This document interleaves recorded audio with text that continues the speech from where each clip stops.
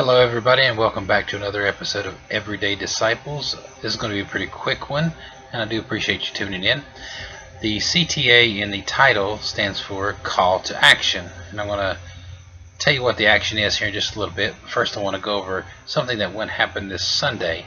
So this past Sunday at Preaching Christ Church, we had a Student Sunday, and basically the student pastor preached and talked about the L3 Student Ministry. I'm going to post a link in the description for the sermon on their YouTube channel and also to the L3 page on the Preaching Christ Church website. It'll tell you a lot about that ministry.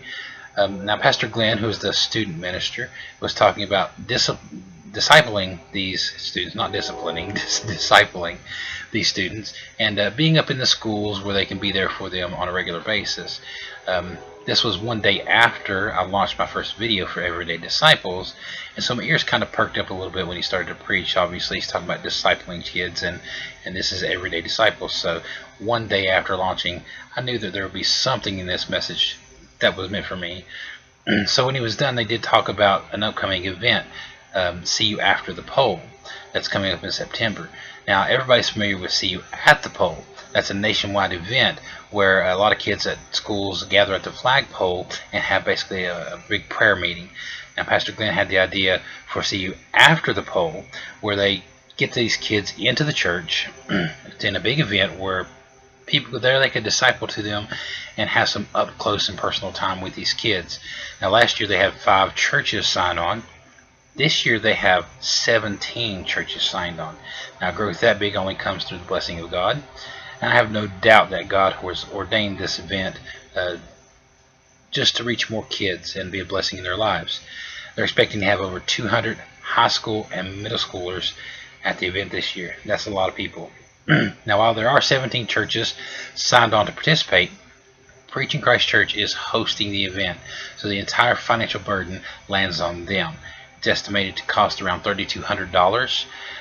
So what I'm going to be doing is to post a link in the description where you can give specifically to help for this event. The link was set up by the church, and it was emailed to me by the pastor. I don't have anything to do with it. I urge everyone that can give to give, even if it's just a few dollars.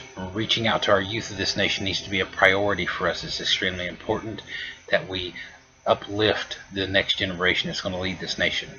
If you can't give monetarily but you still want to help, contact them on their website or call them during the week and ask them what you can do. For that matter, come to church on Sunday and speak to the staff yourself. There are many things that you can do to help. Your time is just as important as your money, especially with these kids. They need to see that you're willing to invest your time in them, and that's more valuable than any amount of money you could give. They didn't ask me to do this video. I just felt very strongly about it. I wanted to contribute. This is one of the ways I could contribute. Whatever you decide to do, whether you want to give money, whether you just want to pray about it, whether you want to try to donate some of your time to help with the event itself, this is just one of the many ways that you can be an everyday disciple. Like and comment down below if you enjoy my videos. Click the red subscribe button, and don't forget to hit the bell icon to be notified when I post new videos.